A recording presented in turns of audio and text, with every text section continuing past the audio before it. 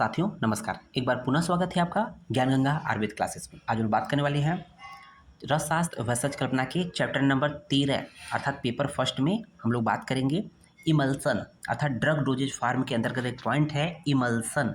Emulsion हम लोगों ने जब ड्रग डोजेज फार्म पढ़ा था तो उसमें देखा जाता है कि जो लिक्विड डोजेज फार्म होता है उसमें मोनोफेजिक होता है बाईफेजिक होता है। तो एक्चुअली क्या है इमल्सन बाईफेजिक है ना, बाईफेजिक लिक्विड डोजेज फार्म होता है, बाईफेजिक लिक्विड डोजेज फार्म होता है। तो देखेंगे क्या है इमल्सन, डिफिनीशन देख लेते हैं सबसे पहले कि an emulsion is a type of colloid. ठीक है ना, कोलॉइड को समझना पड़ेगा।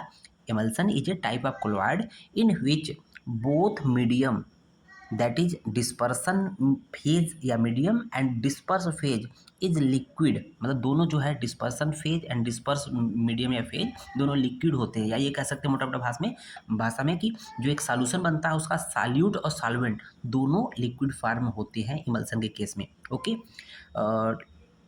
और ये दोनों एक दूसरे के इमिसिबल होते हैं क्योंकि दोनों लिक्विड होते हैं, दोनों डिस्पर्सन और डिस्पर्स पे दोनों लिक्विड होते हैं बट इमिसिबल होते हैं, एक दूसरे से मिलते नहीं है with each other. Okay, there are two basic type of emulsion. यहाँ मुख्य रूप से दो बेसिक टाइप इमल्सन होते हैं। पहला वाटर इन ऑयल जिसको W/O बोलते हैं, ऑयल इन वाटर जिसको O/W बोलते हैं। उसको देखेंगे इमल्सीफाइंग एजेंट, मतलब इमल्सन बनाने के लिए कुछ एजेंट होते हैं उसके बारे में देखेंगे। ठीक है, दीज आर द सब्सटेंसेस, मतलब इमल्सीफाइंग एजेंट वो सब्सटेंसेस होते हैं that are soluble in both water and fat. मतलब ये जो एजेंट होते हैं इमल्सीफाइंग एजेंट होते हैं जो कि दोनों मीडियम अर्थात वाटर और फैट दोनों में एक तरह से घुल जाते हैं।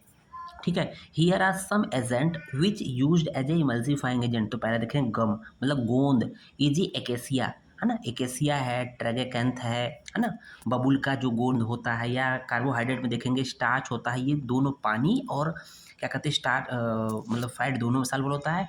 एल्युमिनियम हाइड्रोक्साइड होता है, सोप या डिटर्जेंट ये दोनों भी ये क्या करते हैं इमल्सीफाइंग एजेंट के रूप में काम करते हैं। अब देखेंगे कंपोनेंट्स ऑफ इमल्सन। तो कितने होते हैं कंपोनेंट्स इमल्सन के? तीन होते हैं कंपोनेंट। पहला इमल्सीफायर होता है, दूसरा व्हीकल होता है, तीसरा एडिटिव होता है। तो इमल्सीफायर में देखेंगे सच एज गम, स्टार्च, ईटीसी। तो गम और स्टार्च इमल्सीफायर के रूप में यूज होते हैं। दूसरा व्हीकल, व्हीकल का मतलब होता है एक तरह से सॉल्वेंट की बात करता है। It contains oil phase and aqueous phase. ठीक है, ये एक तरह से सॉल्वेंट के रूप में होता है और ये आयल फेज और एक्वस फेज के रूप में होता है। एडिटिव की बात करते हैं, it include preservatives, antioxidant, humectants, flavouring agent और स्वीटनिंग एजेंट आते हैं, एडिटिव के केस में आते हैं। ओके, अब देखेंगे प्रिपरेशन ऑफ इमल्सन कैसे किया जाता है, कैसे इसका इमल्सन फॉर्मेशन करते हैं। तो वेरियस टाइप ऑफ मशीन, तो इसके निर्माण के लिए विभिन्न प्रकार की मशीन यूज करते हैं that are used for preparation of emulsion. These are as follow. तो देखेंगे पहला मशीन है mixer.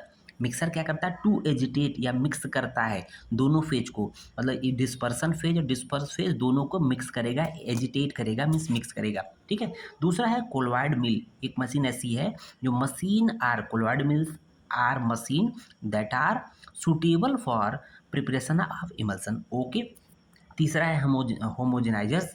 These machines break large globules in a coarse emulsion and then into smaller globule, means जो बड़े बड़े पार्टिकल्स होते हैं उसको छोटे पार्टिकल में कन्वर्ट करती हैं। ओके, होमोजेनाइजर्स।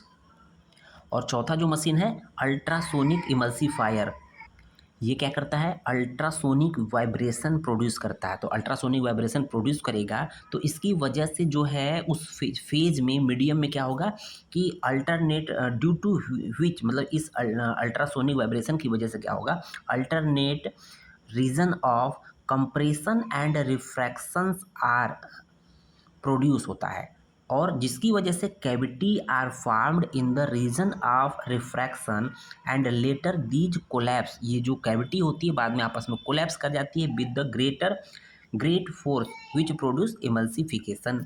अब देखते हैं लास्ट में चलते थे फार्मास्यूटिकल एप्लीकेशन ऑफ इमल्सन, या ये कह सकते हैं कि इमल्सन का क्या यूज है एप्लीकेशन है। ओके, ठीक है। तो इट जो इमल्सन होता है कवर्स द अनप्लेजेंट टेस्ट, मतलब किसी भी प्रोडक्ट का, किसी भी केमिकल का, किसी भी मेडिसिन का ये जो अनप्लेजेंट टेस्ट होता है, इसको यूज करने से क्या होता है, वो कवर हो जाता है, मीन्स वो अनप्लेजेंट टेस्ट खत्म हो जाता है। दूसरा, टॉपिकल इमल्सन्स आर वॉशेबल होते हैं, इसको ईजिली साफ कर सकते हैं।